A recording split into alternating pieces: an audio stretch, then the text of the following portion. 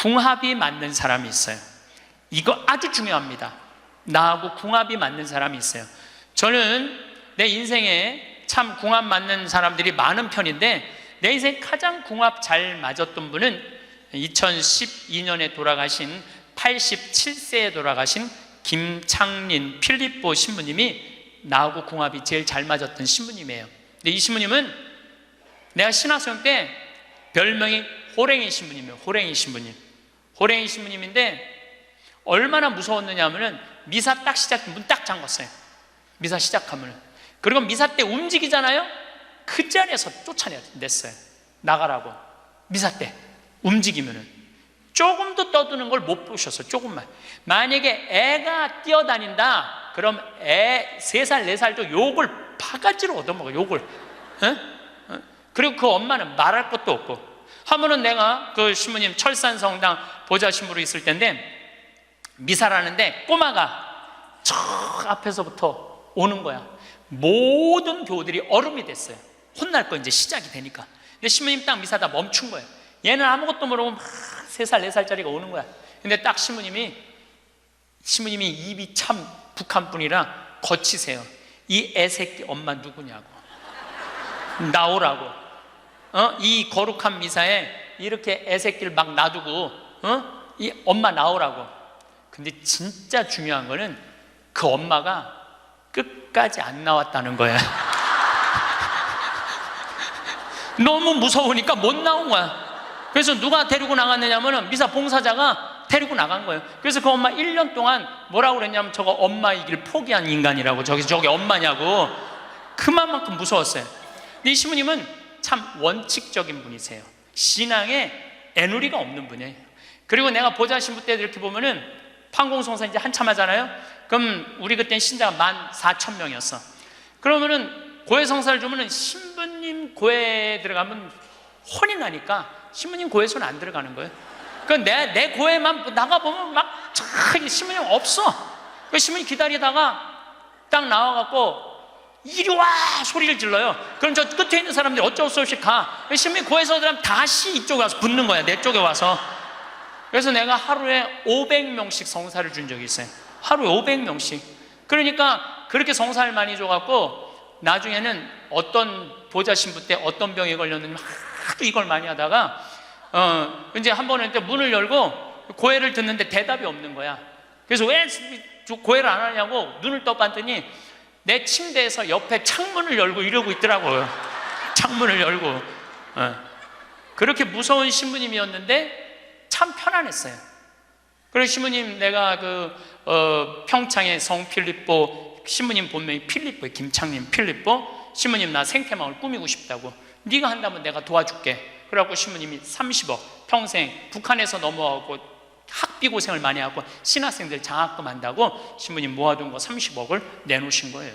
근데 신부님이 이제 은퇴를 하셨어요. 마지막 11년 동안 내가 모시고 살았어요. 근데 한 번도 서로 큰 소리 얼굴 붉힌 적이 없어요. 그렇게 무서운 신부님인데 한 번도 얼굴을 붉힌 적이 없어요. 신부님하고 뭐 에피소드가 너무 많은데, 신부님이 당신 성구가 서로 사랑하라야 내 성구 액자 너한테 줬는데 어디 있느냐고 2년을 괴롭히더라고요. 2년을. 나는 그런 거 본 적 없다. 그냥 이놈 새끼 내가 너한테 성구 줬는데 네가 내 걸 우습게 한다고 욕을 먹었는데, 나중에 알고 보니까 신부님 그 철산성당 사무실에 있었던 거야. 근데 내가 그것 때문에 황당한 게 아니야. 서로 사랑하라는 성구를 내가 찾아서 우리 지금 생태마을에 걸어놨는데 참 기가 막혀요. 서로 사랑하라 그러는데 이렇게 그 뒤에 배경 그림이 뭔지 아세요?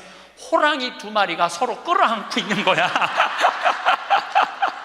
한번 생태마을에 오시면 한번 보세요. 하여튼 호랑이. 그런데도 신부님하고 마지막까지 정말로 아버지 아들같이 잘 지냈어요. 근데 이제 신부님이 2월 15일 날 입원하셨는데 뭐 이제 한 3개월 보름 정도 했는데, 월요일 날 돌아가실 것 같아요. 우리 주교님들 다 모이고 교구청 신부들 다 모여갖고 돌아가신다고 그러는데, 신부님이 안 돌아가시는 거야. 밤 12시가 돼도. 그러니까 뭐 주교님 뭐 황신부 있을 거지, 우리 각계 뭐 교구청의 신부들 우리 각계 다 가고 나만 있는. 돌아가시는 언제 돌아가시나 보는데 새벽 3시까지도 안 돌아가시네. 나는 다음날 강의 있는데 라고 신부님이 하여튼 나 지금 바빠서 간다고. 가는데 이틀 지났는데 느낌이 이상해. 그래서 부관장 신부한테 네가 나머지 다 해라. 나 아무래도 신부님 돌아가실 것 같다. 그래서 이제 수원 빈센트 병원에 왔어요. 딱 왔는데 신부님이 이틀 동안 혼수 상태에 계시더라고요. 그래서 내가 신부님 귀에다가 이렇게 말했어요. 신부님 이제 가셔라. 신부님 힘든데 신부님도 가셔야지. 신부님도 편안하고 나도 힘들어 죽겠다 왔다 갔다 그랬는데 신부님이 눈을 딱 뜨는 거예요. 얼마나 놀랬는지 몰라요. 죽으라고 그러는데 눈 뜨니까 얼마나 내가 놀래. 그랬더니 그 신부님 모시는 자매가 그러더라고요. 부부가 저거 보라고 이틀 동안 그렇게 많은 신부님들이, 그렇게 많은 그 은인들이, 지인들이 와서 신부님 눈 뜨라고 그래도 눈 한 번 안 뜨더니 저 사랑하는 신부가 와갖고 신부님 이제 가시라고 그러니까 눈 뜨는 거 보라고. 신부님 매일 저를 위한 미사를 하셨거든요. 매일매일. 그래서 내가 이제 신부님한테 그랬죠. 신부님 평생에 내 바람막이 돼주시고 나 행복하게 해줘서 너무너무 감사하다고. 나는 사제 생활은 정말로 반은 신부님 때문에 행복하게 살았다고. 여기 이제 내가 그날 다 오라고 그랬거든요. 신부님 지인들 다 눈 한번 마주치라고. 신부 눈 다 마주치시더라고요. 그러더니 나하고 딱 눈을 마주치시면서 돌아가시더라고요. 그래서 신부님이 내 품에서 돌아가셨어. 그러니까 신부님은 나하고 궁합이 맞은 거죠. 그래서 난 그분하고 평생 참 행복하게 살았어요. 여러분들도 마찬가지예요. 여러분들하고 궁합이 맞는 사람이 있어. 근데 문제는 동그란 사람들이야. 마음이 예쁜 사람들은 모든 사람 사랑하려고 그래요. 난 그 사람들이 제일 짜증나는 사람들이에요. 모두 사랑하려고 덤비는 사람들. 예수님은 모두 사랑하라고 그런 적이 없어요. 서로 사랑하라고 그랬죠. 이제 모두 사랑하라고 그랬어요. 여러분도 오늘 이후부터 서로 사랑하세요. 근데 이 동그란 사람 얘기, 이제 내가 옛날에 화가 나십니까에도 말씀드렸지만, 동그란 사람들은 뭐가 있냐면 예수님 사랑하는 마음이 이쁘니까 남 상처 주는 걸 못해. 왜냐하면 예수님한테 미안하니까 남 상처 주는 걸 못하는 거예요. 동그란 사람이 대림절 맞이하고 예수님 성탄 맞이하고 빠마를 탁 했는데 삐죽한 놈이 와서 한마디 해요. 빠마를 왜 그렇게 했어? 얼굴이 떡판 같잖아. 그러면 동그란 사람은요 가슴에서 피가 떨어져요. 안 그래도 얼굴 둥글럽적해갖고 스트레스 받는데 떡판이라고 그러면 얼마나 상처를 입어요. 그런데도 동그란 사람은 그 삐죽한 사람한테 싫은 소리 못해요. 기껏 hen대는 소리가 그러게 이번에 하다가 보니까 이렇게 나왔네. 다음에 내가 잘할게. 뭘 잘못했다고 다음에 잘한대. 그리고 어디 가서 우느냐면 성당 가서 운다니까요. 여기 있는 분들 많아. 그런 분들, 동그란 분들 많아. 맨날 울면서 상처 입고. 그래서 동그란 사람들 보면 여기에 구멍이 뽕뽕뽕뽕 나인 사람 많아요. 보면은. 그래서 동그란 사람들이랑 상담을 해보면은요 정말로 겉보기는 예쁜데 상처는 다 받은 사람 많아. 그러니까 동그란 사람은 삐죽한 놈 만나면 안 돼요. 삐죽한 놈은 누구 만나게 해주면 되냐면 별난 놈 만나게. 별난. 찔러도 안 찔리는. 파마를 왜 그렇게 해서 얼굴 떡판 같잖아. 그럼 별난 사람은 뭐라고 그러느냐면은 너나 잘하고 다녀. 너나 남 챙겨내지 말고. 그럼 이 사람 상처 안 입어요. 상처 안 입는데 동그란 사람들이 상처를 입는다니까. 그래서 여러분들은 지금 50, 60 되신 분들, 여러분들 앞으로도 50년, 60년 인생 더 살아야 돼요. 미운 사람이랑 뭐하러 힘들게 가요? 내가 마음에 드는 사람, 좋은 사람이랑 가셔야죠.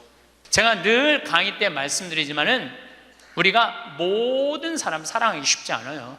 그래서 오늘 이후부터 아까도 제가 멘토 얘기했지만은 우리가 멘토를 잘 만나야 돼요.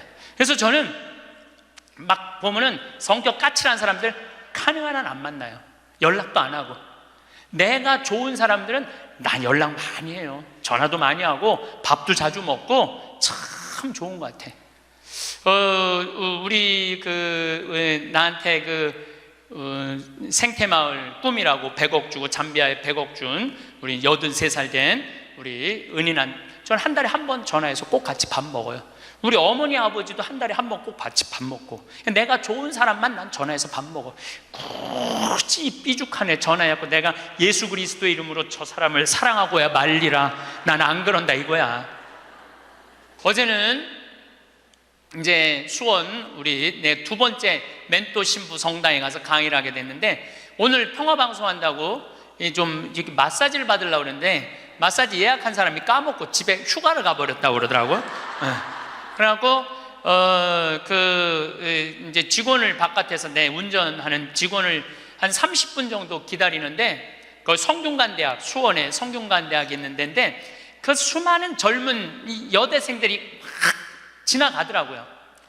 그런데 참 슬픈 건지 좋은 건지 모르겠는데 지나만 가지 얼굴이 안 보여. 눈이 이게 침침해갖고요, 이쁜 여자가 안 보여. 이쁜 여자가. 그것도 한편으로는 참 좋다, 그런 생각도 들더라고요. 근데 이제 30분을 내가 길에서 기다리다가 직원이 뭐 때문에 잘못돼갖고 늦게 도착을 했는데 내가 딱 탔는데 우리 직원이 그러는 거예요. 지금 왜 신경질을 안 부리세요? 그러더라고요. 근데 부리고는 싶은데 기운이 없어. 신경질 부릴 기운이 없어. 그래서 나이를 먹는 게 좋은 면도 있구나. 사소한 것에 신경이 점점 멀어지는 참 좋은 것도 있구나, 이런 생각이 들어요. 내가 40이 돼서 제일 감사한 것 중에 하나가 미운 사람이 하나도 없는 거예요. 그리고 미운 사람이 없다 보니까 마음에 평화를 많이 찾게 되더라고요. 근데 문제는 마음에 안 드는 놈들은 너무 많아.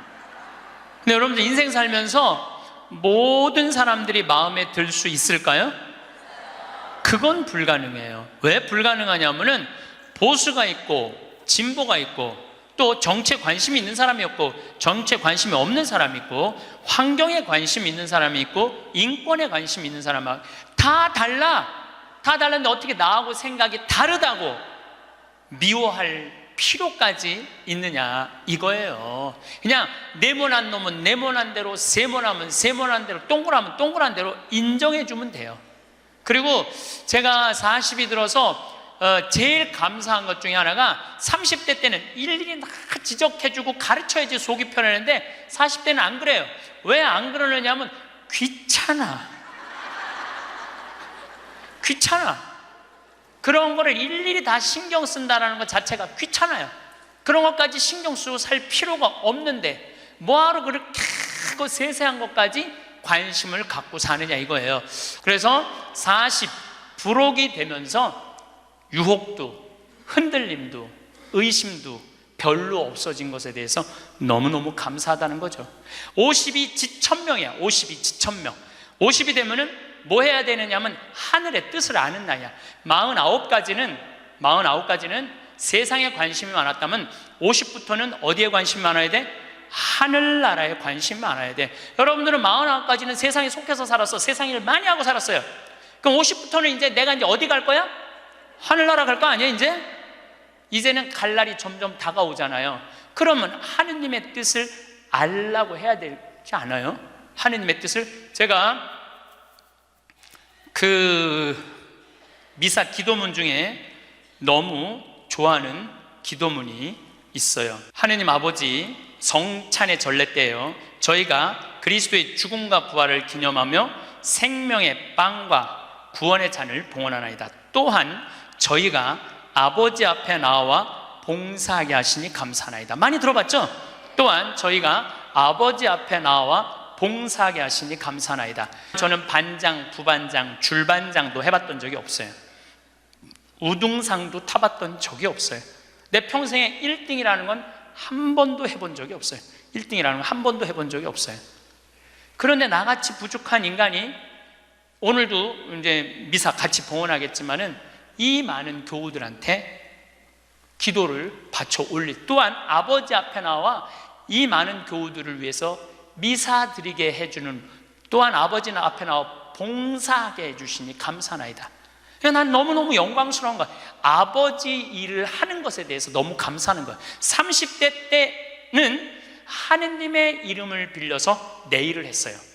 30대 때는 어땠냐, 뭐가 진행이 안 되면 성질을 있는 대로 부렸어요. 30대 때는. 근데 요즘은 막 일이 진행이 안 되잖아요. 그럼 딱 내려놔요. 그리고 이렇게 말합니다. 당신이 원하는 게 아니네. 그거 딱 내려놔요. 당신이 원하는 일이면, 하느님 당신이 원하는 일이면 되겠지. 제가 작년에 잠비아에 가갖고 간호대학 수톱된 걸 보고 저 사는 맛 사는 멋 삼교 한 끼 책 팔은 거 2억 인쇄 내놨다고 그랬잖아요. 그래갖고 교우들한테 1,000만 원씩 30명만 도와달라고 그랬잖아요. 그런데 2월 달에 방송에 나갔는데 4월 마지막 주에 2억 8천이 모인 거야. 2달 만에 2억 8천이. 내가 한번 모금도 나간 적이 없는데 다 전화해서 마지막 토요일에 내가 하느님한테 이렇게 기도했어요. 하느님, 왜 2천만 원이 비냐고. 진짜 그렇게 기도했어요. 진짜. 아니 내가 2억을 내놨으면 당신 3억 내놔야 될 거 아니냐고 그렇게 기도를 했는데, 그날 저녁에 종교도 다른 할머니가 나한테 전화했어요. 신부님, 당신이 기도를 하는 중에 내가 돈이 필요할 것 같아갖고 2천만 원 보냈다는 거예요. 2천만 원. 나는 기쁘지 않았어요. 기쁘지 않았어. 왜 기쁘지 않았냐면 너무 놀랐어요.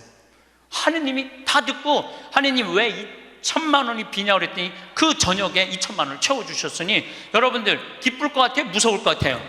무섭죠. 와.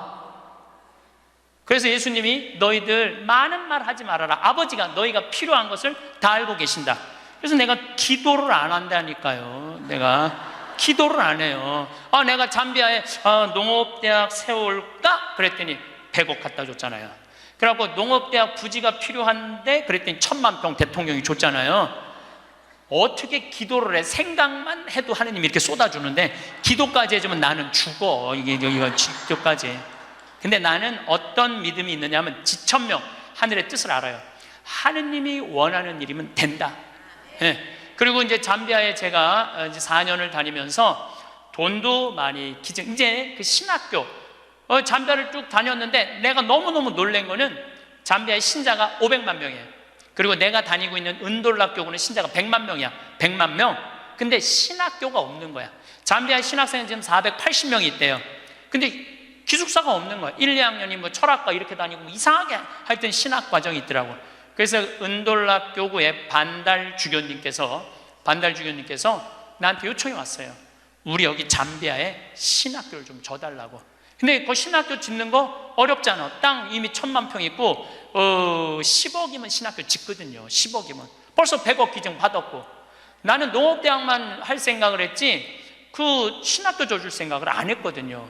근데 생각해보니까 이거 신학교 짓는 거 이게 정말로 의미 있는 일이구나. 이게 누구의 뜻이냐? 1,000명이라는 거야.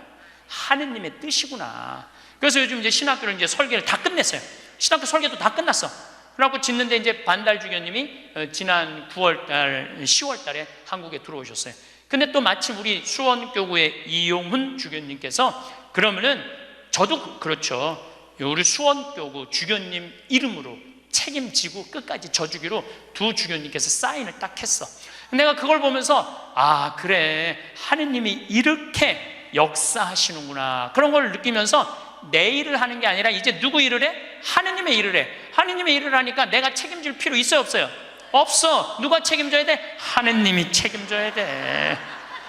그야말로 내 기도는 배째라야. 줄래면 주고 말래면 말아라. 그런데 잠비아에 이번에 미국 교우들이 20명이 따라왔어요. 그런데 참 그 사연이 기가 막히더라고요. 딸이 수의학과 다니다가 교통사고로 죽은 거야. 보나라는 아이인데 24살인가 6살에. 근데 그 딸 생일날 잠비아에서 보나 샘이라고 샘을 판 거예요. 근데 그분들이 그 주교님을 만나더니 우리도 잠비아에 신학교 짓는데 자기네들이 가능한 한 100만 달러 다 모아보겠다는 거예요. 이게 그러니까 내가 그런 일을 저지르는 게 아니라 하느님이 알아서 하는 거야. 나는 뭐만 해? 심부름만 하는 거야. 또한 아버지 앞에 나와 봉사하게 하시니 감사하나이다. 여러분들 여기 50대신 분들, 50 넘으신 분들 아직도 세상 것에 연연하고 매달린다면 언제 1,000명 하늘의 뜻을 알 거예요. 이제 이 세상 돌아가는 삼라만상 이치 다 할 나이 아니에요? 50이 되면은. 그렇다면은 내가 이 세상에서 하나라도 더 가지고 끝나는 게 아니고 이 세상에서 하느님 보시기 좋은 일을 하고 가는 게 중요하다는 거야. 욕심을 버리시면은요, 여러분들 마음 안에 기쁨이 있어. 저는 요즘 미사 때마다 우리나라 평화를 위해서, 내가 우리나라 평화를 위해서 미사일 지향을 내가 드릴 수 있는 사제가 된다는 거 너무 감사하더라고요. 그래서 여러분들도 하느님 아버지, 내가 구역장으로 봉사하게 하시니 감사하나이다. 하느님 아버지, 내가 성모회장으로 봉사하게 하시니 감사하나이다. 하느님 아버지, 내가 반장으로 봉사하게 하시니 감사하나이다. 이렇게 기도해야 돼. 근데 50이 돼갖고 기껏 텐대는 소리가, 하느님 이번에 프레스디움 단장 안 하게 해주시니 감사하나이다. 이러면 안 된다는 거예요. 62순이라고 해. 62순. 이해 안 되는 게 없어야 돼요. 삼라만상 우주, 아까 1000명이라고 그랬잖아요. 1000명 안에는 우주 만물의 조화까지 다 알아야 돼. 그 60이 되면은 이해 안 되는 게 없어야 돼. 내가 60대 신분 중에 너무너무 멋있는 분 한 분을 알고 계세요. 난 그분 지금 얼굴도 본 적이 없는 분이에요. 얼굴도 본 적이 없는데 이분이 얼마나 멋있느냐 하면은 성모회장이래, 어느 성당에. 근데 내 후배 신부 중에 하나가 5년 전에 옷을 벗었어요. 신학교 때 내가 굉장히 예뻐했던 아이인데 자기 기쁘지 않대. 사제로서 기쁘지 않대. 사제로서 기쁘지 않으니까 미사를 드릴 수가 없는 거예요. 그거 여자 문제보다도 더 고통스러운 거예요.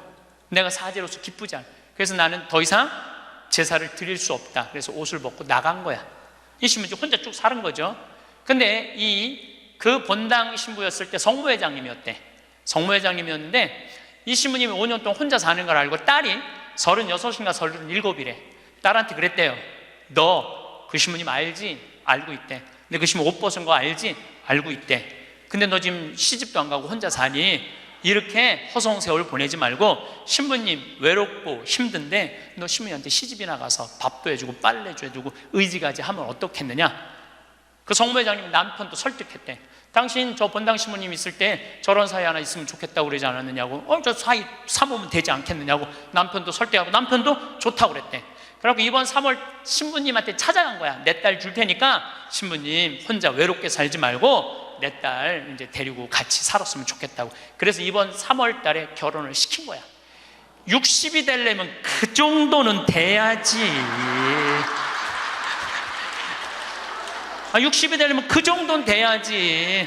신부님도 옷 벗고 나가면 내가 저 신부님 더럽다고, 저 신부님 저럴 수 있느냐고, 내가 그렇게 안 봤는데 욕이나 하고 돌이나 던지고, 그건 나이를 헛먹는 거예요. 그 신부는 얼마나 힘들었겠어. 인생 살면서 자기 맞지도 않는 옷 입고 이러지도 못하고 저러지도 못하고 부모님 상처 줄까 봐 옷도 못 벗고 얼마나 힘들겠어. 그 정도 이해는 돼야지. 60이 돼갖고 옷 벗고 나가면 나는 이해가 안 되네. 저 신부님 왜 옷을 벗고 나갔을까? 그래서 60이라는 건요 정말 아름답기 시작한 나이예요. 그리고 60이 되면은 이순이라는 게 뭐냐면은 귀가 편안해야 되는 나이예요. 60. 화가 나지 말아야 돼. 누가 내 욕을 해도 화가 나지 말아야 돼. 근데 60 된 분들 막 누가 내 욕을 해. 그럼 뭐라 그래? 나를 내가 산전수전 다 겪었는데 날 뭘로 보고 내 욕을 해? 내가 이놈을 뻔때를 보여주리라. 이때부터는 나이를 헛먹는 거예요. 누가 내 욕을 해도 화가 나지 말아야 돼. 내 커피숍 하는 친구가 있어. 이 친구가 해준 얘기예요. 무슨 얘기냐면은 1시에 자기 커피숍에 60 먹은 아줌마 10명이 들어오더래요.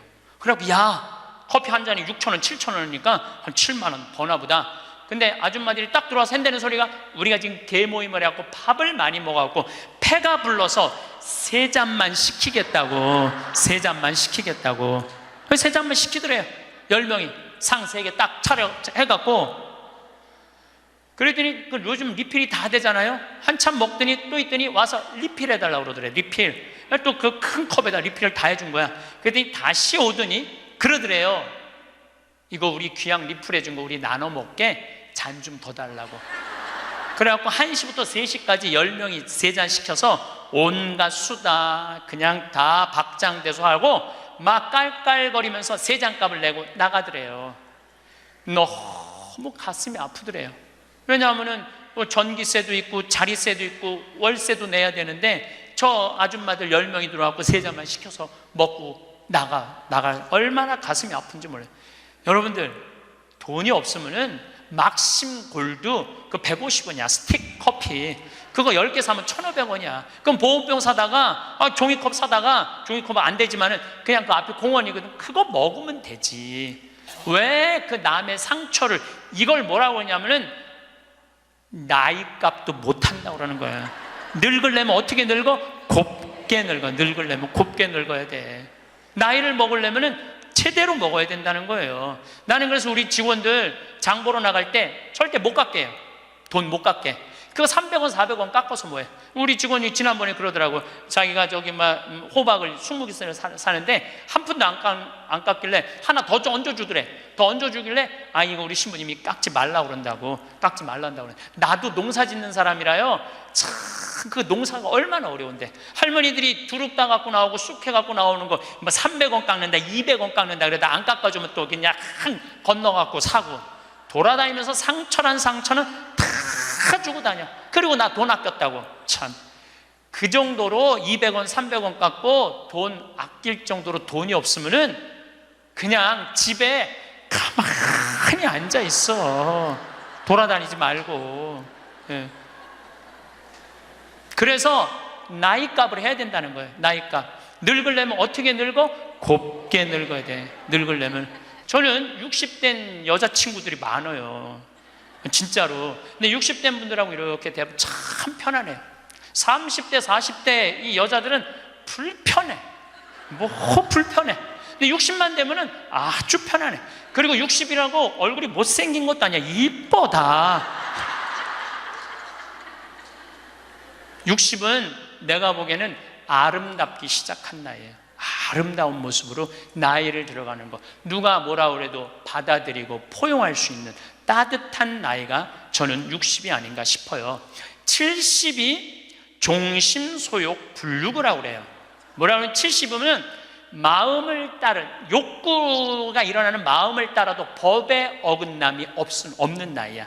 그러니까 내가 한 70 넘은 분이 내가 욕심껏 행동을 해도 그게 법에 어긋나지 말아야 돼. 다시 말해서 좀 쉽게 얘기하면 우리 천주교 교우들 알아듣기 쉽게 말하면 70에 내가 하는 행동이 하느님이 하는 행동하고 똑같아야 돼. 70은. 근데 70된 할머니들 막 잔치집에 갔는데 그냥 부친 게 맛있다고 꼬쟁이에 그 집에 부친 게 남든 모자라든 상관하지 않고 꼬쟁이에 싸갖고 막 그게 이제 늙으려면 곱게 늙으려는 거예요. 그러면 안 된다는 거예요. 70. 불류구라는 게 뭐냐면 자야, 자. 예. 자가 넘침이 없는 거. 우리 요셉 성인을 의인이라고 그러죠? 왜 의인이라고 그러는지 아세요? 목수들은 자가 생명이에요. 그래서 길이가 정확해야 돼. 그래서 목수들은 재판할 때도 누구를 불러냐? 목수를 불러요. 목수를 불러갖고 이 사람이 정확하게 계산한 거냐? 누가 다 계산해줘? 목수들이 계산해줘서 그 의인이야, 의인. 그러니까 어긋남이 없는 거야, 어긋남이. 70이 되면은. 근데 70이 됐는데도 불구하고 욕심을 부리고. 난 70된 할머니들 싸우는 거 많이 봤어요. 우리 생태마을에 노인대학이 많이 오거든요. 그리고 우리 이제 항아리가 거의 1000개 정도 돼요. 항아리가 1000개 정도 되는데 항아리는 열어보면 안 돼요.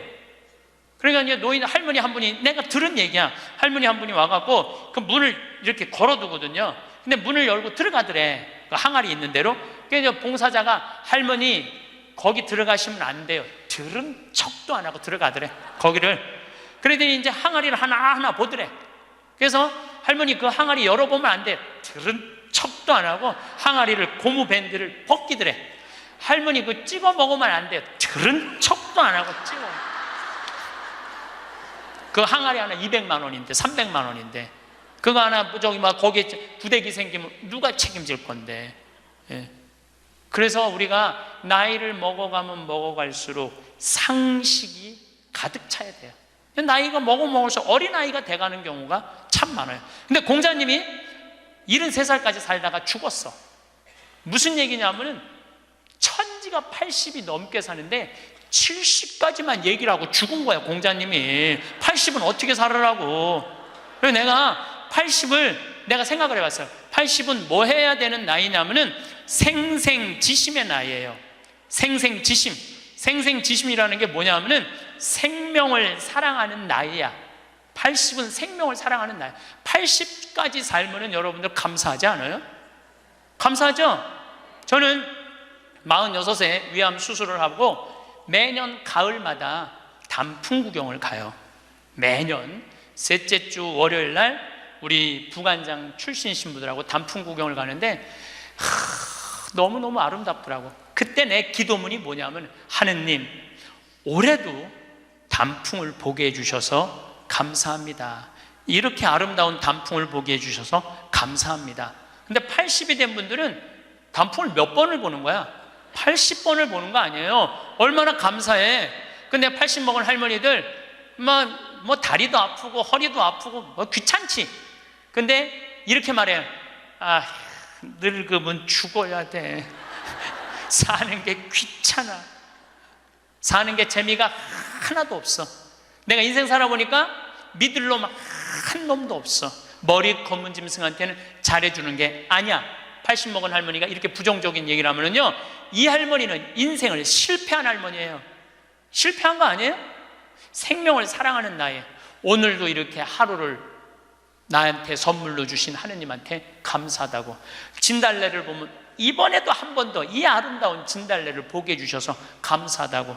단풍을 보면 이 아름다운 단풍을 한 번 더 보게 해주셔서 감사하다고. 살아있음에 대해서 감사하고,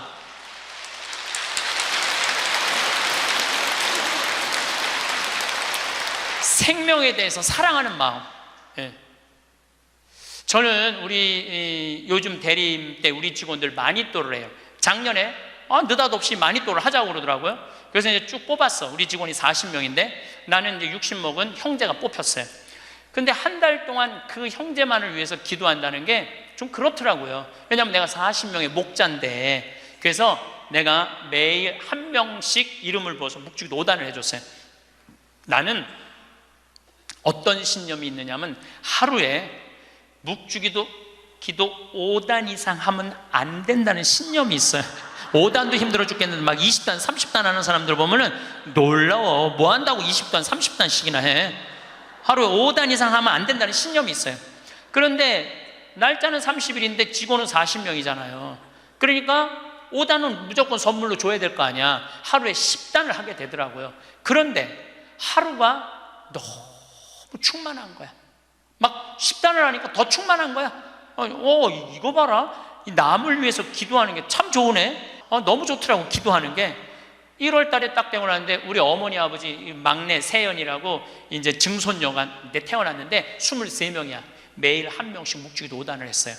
2월 달에는 내가 이제까지 살아오면서 나하고 사이 좋았는데 죽은 사람들 위해서 묵주기도 5단. 여러분들 여기 화랑에 작년 12월 14일 날 내 친구 신부 김순겸 사도 요한 신부가 모잠비크에서 선교사 하다가 죽었어, 교통사고로. 근데 그 신부가 그림 그린 거 여기 지금 전시해요. 난 그렇게 그림 잘 그리는지 몰랐어. 지금 아까 내려왔다 왔는데 너무 그림 잘 그리더라고. 우리 순겸이 신부, 성모님이 너무 사랑하지만 천당 가게 해달라 그러고, 또 안토니오 신부, 여러 신부들, 또 내가 글라라, 여러 하여튼 죽은 사람들 한 달 동안 기도해 주니까 기분이 내가 너무 좋더라고. 그래서 3월 달부터, 올해 3월 달부터는 이제까지 어려서부터 지금까지 나한테 잘해줬던 사람을 위해서 묵주기도를 맨날 해요. 그러나 한 메시지 보내요. 내가 너 위해서 오늘 묵주기도 했다고. 알아야 될 거 아니야. 내가 그렇게 힘들게 묵주기도 5단 했는데 알아야 될 거 아니야. 근데 다 못했어요. 신부님 미운 사람 없어요? 여러분들, 내 가슴이 얼마나 넓다고 미운 놈까지 다 고이 간직해야 돼? 그렇지 않아요? 여러분들, 미운 사람 꼭 가슴에 간직해야 돼요? 미운 사람 빨리 빼버리세요. 그리고 어떤 사람만 간직하면 돼? 좋은 사람, 소중한 사람만 하면은 그러게도 우리 인생은 벅차요. 근데 6.25 전쟁 똥구멍이 찢어지게 가난할 때 그때 내 돈 떼어먹고 도망간 놈, 내 상처 준 놈 그냥 기억할 필요가 뭐가 있냐 이거예요. 80이 돼서 이제까지 큰 사고 없이 6.25 넘어오고 그 힘든 거 다 넘어와서 지금 살면은 오늘 하루 밥 세끼 먹으면 감사하면 돼요. 그래서 80 되신 분들은 입에서 뭐가 나와야 돼? 감사가 나와야 돼. 제가 자신 껴안기라는 주제로 이야기를 이제까지 했습니다.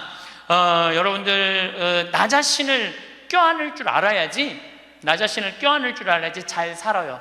잘 살아야지 잘 죽을 수가 있어요. 그래서 15에 지우학하고, 30에 립하고, 40에 부록하고, 50에 지천명하고, 60에 이순하고, 70에 불류구하고, 80에 생생지심의 단계에 내가 갔는가? 이걸 물어보자는 거예요. 나는 지금 어떤 단계인가? 나는 뜻도 안 세운 거 아닌가?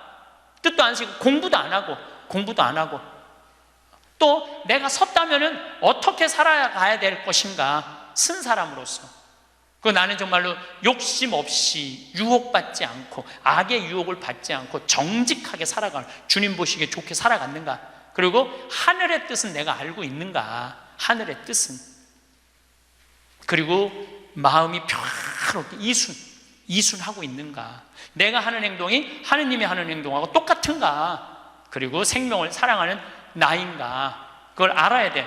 그러면은 그런 정도의 사람이 되려고 그러면 공부해야 돼. 신부님, 저는요 신학교 공부했죠, 환경공학 공부했죠, 그 다음에 글 공부했어요. 그래서 저는 한국문인 회원이고 국제 팬클럽 회원이에요. 물론 우리 가톨릭 문인 회원이에요. 그래서 글 쓰는 공부 많이 했어요. 제가 잘났다는 게 아니고 끊임없이 공부하는 걸 게을리하면 안 돼요. 저는 요즘 무슨 공부를 하느냐면 성서 공부를 하고 있어요. 안병철 신부님 사도행전 강의 참 열심히 들어요. 최승종 신부님 강의 참 좋아요. 끊임없이 들어요. 요즘 사도 바울에 대해서 공부 많이 해요. 정말로 재밌더라고요. 사도 바오로 보통 분이 아니야. 사도 바오로가 예수님이 30년에 돌아가셨는데 사도 바오로는 35살에 개종을 해요. 5년 동안 천주교 신자를 얼마나 만에 박해했는지 몰라. 5년 동안 집집마다 다니면서 잡아 감옥에다 가뒀어요. 집집마다. 스테파노 죽일 때 옷 들고 있었고, 그리고 다마스커스로 가다가 이 말에서 떨어지죠. 예수님이 사울아 사울아 왜 나를 박해하느냐. 그리고 35년서부터 45년까지 10년 동안 돌을 닦아요. 돌을. 그리고 바오로 사도는 안티오키아 교회를 바르나바 사도하고 세우면서 46년부터 1차 선교, 2차 선교, 3차 선교, 4차 선교, 마지막 로마까지 가는, 그래갖고 64년에 죽어요. 그러니까 거의 60살 정도, 30년 동안 하느님 일하다가 죽어. 33년 정확하게 33년. 내가 신학교 때 이런 거 몰랐어요. 요즘 공부하면서 알아. 공부하면서 너무 재밌더라고.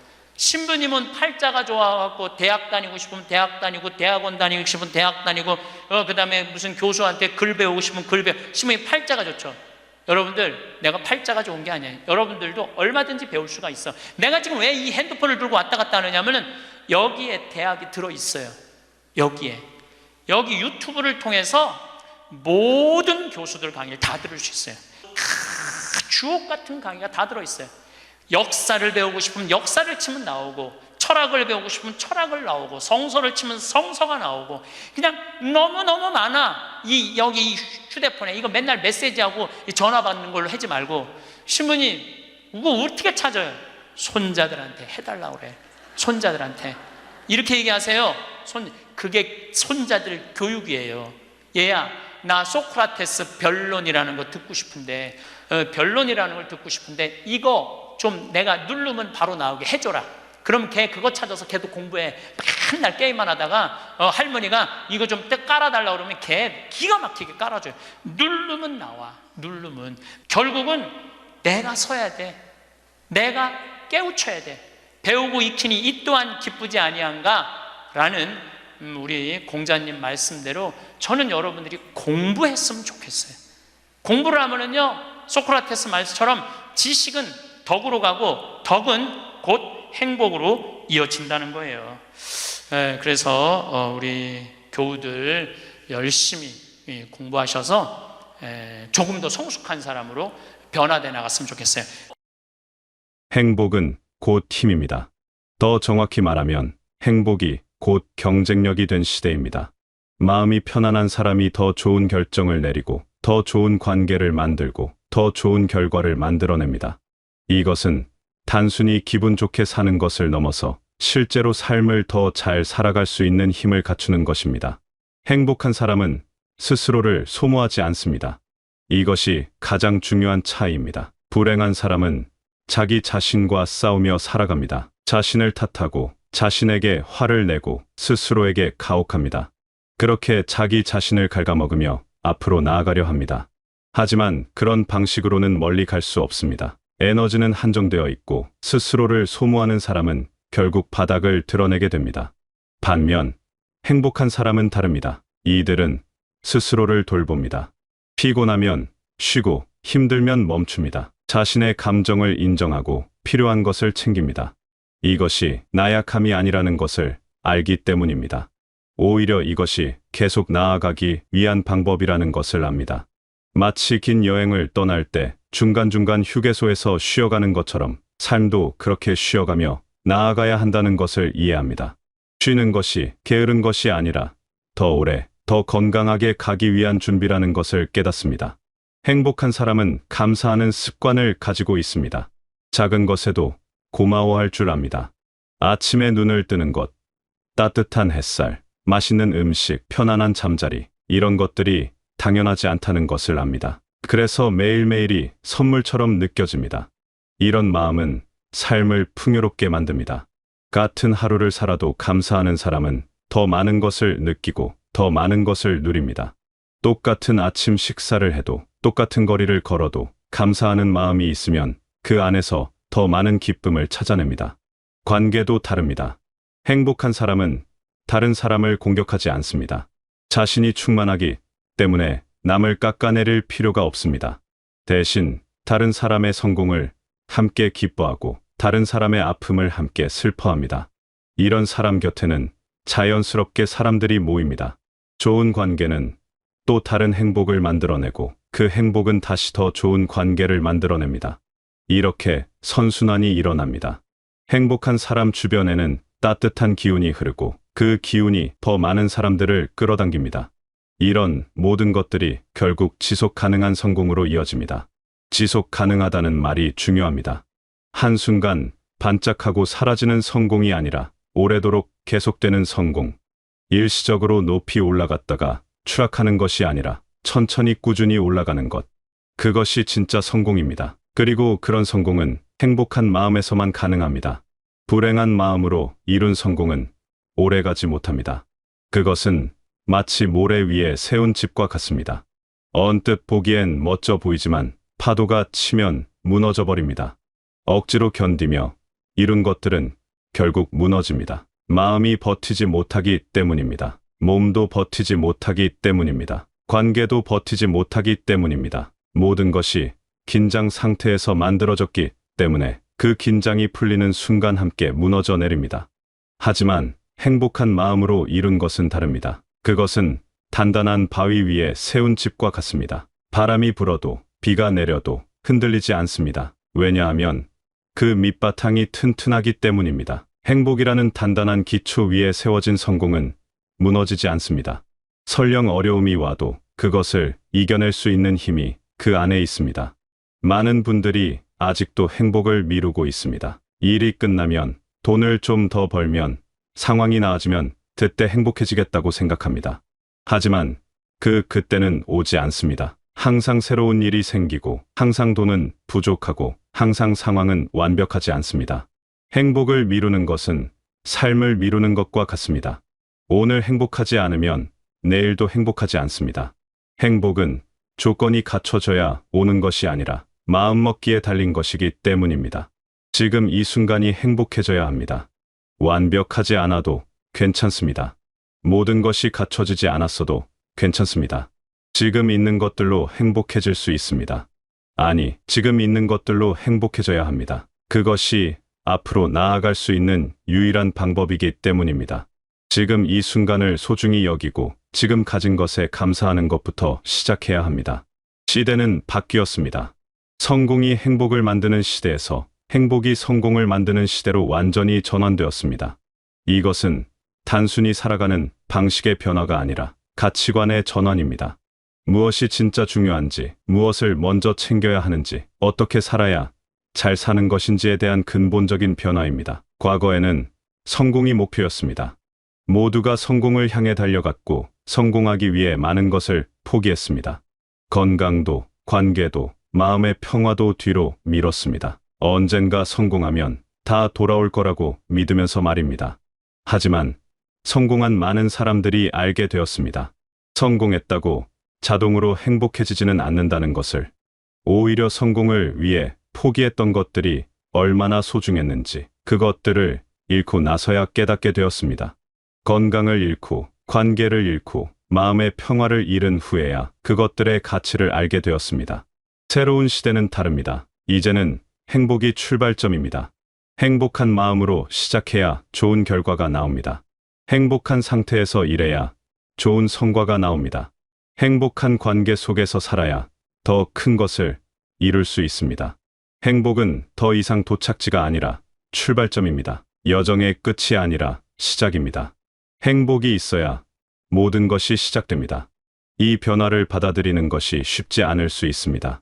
우리는 다른 방식으로 살아왔으니까요. 참고 견디는 것이 미덕이라고 배웠고 고통을 이겨내는 것이 강함이라고 배웠습니다. 하지만 이제는 달라져야 합니다. 참고 견디기보다는 즐기고 누려야 합니다. 고통을 이겨내기보다는 행복을 만들어가야 합니다. 강함의 정의 자체가 바뀌었습니다. 이제 진짜 강한 사람은 고통을 견디는 사람이 아니라 행복을 선택할 줄 아는 사람입니다. 구체적으로 어떻게 해야 할까요? 먼저 작은 것부터 시작하면 됩니다. 매일 아침 눈을 뜨면서 감사한 것 3가지를 떠올려 보세요. 하루 중 한 번은 자신에게 친절한 말을 건네보세요. 힘들 때 스스로에게 수고했다고, 잘하고 있다고 말해주세요. 이런 작은 것들이 모여서 큰 변화를 만들어냅니다. 처음엔 어색하고 이상하게 느껴질 수 있습니다. 하지만 계속하다 보면 자연스러워집니다. 그리고 어느 순간 그것이 삶을 바꾸고 있다는 것을 느끼게 됩니다. 자신을 돌보는 시간을 가지세요. 하루에 10분이라도 좋습니다. 그 시간만큼은 온전히 자신만을 위한 시간으로 만드세요. 좋아하는 것을 하거나 편안하게 쉬거나 그냥 아무것도 하지 않아도 좋습니다. 중요한 것은 그 시간이 자신을 위한 시간이라는 것입니다. 다른 누구도 아닌 나를 위한 시간. 그런 시간이 매일 조금씩이라도 있어야 합니다. 다른 사람과의 관계도 돌아봐야 합니다. 나를 지치게 만드는 관계는 정리하고 나를 행복하게 만드는 관계에 더 많은 시간을 쏟으세요. 모든 사람을 다 만족시킬 수는 없습니다. 그럴 필요도 없습니다. 진심으로 나를 아끼는 사람들, 내가 진심으로 아끼는 사람들과의 관계를 소중히 하는 것으로 충분합니다. 관계의 질이 삶의 질을 결정합니다. 좋은 관계 속에서는 행복이 자라나고 나쁜 관계 속에서는 불행이 자라납니다. 완벽하지 않아도 괜찮다는 것을 받아들이세요. 모든 것을 완벽하게 하려고 하면 지칩니다. 70%만 해도 충분합니다. 나머지 30%는 여유로 남겨두세요. 그 여유가 행복을 만들어냅니다. 여유가 있어야 웃을 수 있고, 여유가 있어야 즐길 수 있고, 여유가 있어야 감사할 수 있습니다. 빈틈없이 완벽한 삶은 숨이 막힙니다. 조금 부족하고 조금 느슨한 삶이 오히려 더 건강합니다. 실수해도 괜찮습니다. 실수는 배움의 기회입니다. 자신을 너무 몰아세우지 마세요. 완벽한 사람은 없습니다. 누구나 실수하고 넘어지고 다시 일어납니다. 중요한 것은 실수했을 때 자신을 어떻게 대하느냐입니다. 자신을 공격하지 말고 대신 격려하고 위로하세요. 실수한 자신을 꾸짖는 대신 다시 일어선 자신을 칭찬하세요. 비교하지 마세요. 남의 삶과 내 삶을 비교하면 불행해집니다. 누구나 각자의 속도로 각자의 길을 갑니다. 남보다 빠르거나 느린 것은 중요하지 않습니다. 중요한 것은 내가 지금 행복한지, 내가 지금 의미 있는 삶을 살고 있는지입니다. 다른 사람의 겉모습만 보고 부러워하지 마세요. 모든 사람에게는 보이지 않는 고민과 어려움이 있습니다. 건강도 잊지 마세요. 몸이 건강해야 마음도 건강합니다. 잘 먹고, 잘 자고, 적당히 움직이세요. 이런 기본적인 것들이 행복의 기초를 만듭니다. 몸이 피곤하면 마음도 지칩니다. 몸을 돌보는 것은 나를 사랑하는 첫걸음입니다. 건강한 몸에서 건강한 생각이 나오고 건강한 생각에서 행복한 마음이 나옵니다. 무엇보다 지금을 살아가세요. 과거를 후회하거나 미래를 걱정하는데 너무 많은 시간을 쓰지 마세요. 과거는 이미 지나갔고 미래는 아직 오지 않았습니다. 우리가 살 수 있는 것은 오직 지금뿐입니다. 지금 이 순간을 충분히 느끼고 충분히 누리세요. 바로 이 순간이 인생입니다. 지금이 아니면 언제 행복할 것입니까? 이 모든 것들이 쌓이면 행복한 삶이 됩니다. 그리고 그 행복한 삶 속에서 자연스럽게 좋은 일들이 일어납니다. 좋은 사람들을 만나고 좋은 기회가 오고 좋은 결과가 따라옵니다. 이것이 바로 행복이 성공을 만드는 방식입니다. 억지로 만드는 것이 아니라 자연스럽게 흘러가는 것입니다. 시대가 우리에게 요구하는 것이 바뀌었습니다. 더 이상 고통을 견디는 사람이 아니라 행복을 만들어가는 사람이 되어야 합니다. 더 이상 자신을 희생하는 사람이 아니라 자신을 소중히 여기는 사람이 되어야 합니다. 더 이상 미래를 위해 현재를 포기하는 사람이 아니라 현재를 행복하게 살면서 미래를 준비하는 사람이 되어야 합니다. 이것은 어려운 일이 아닙니다. 사실 이것은 원래 우리가 해야 했던 일입니다. 단지 잊고 있었을 뿐입니다.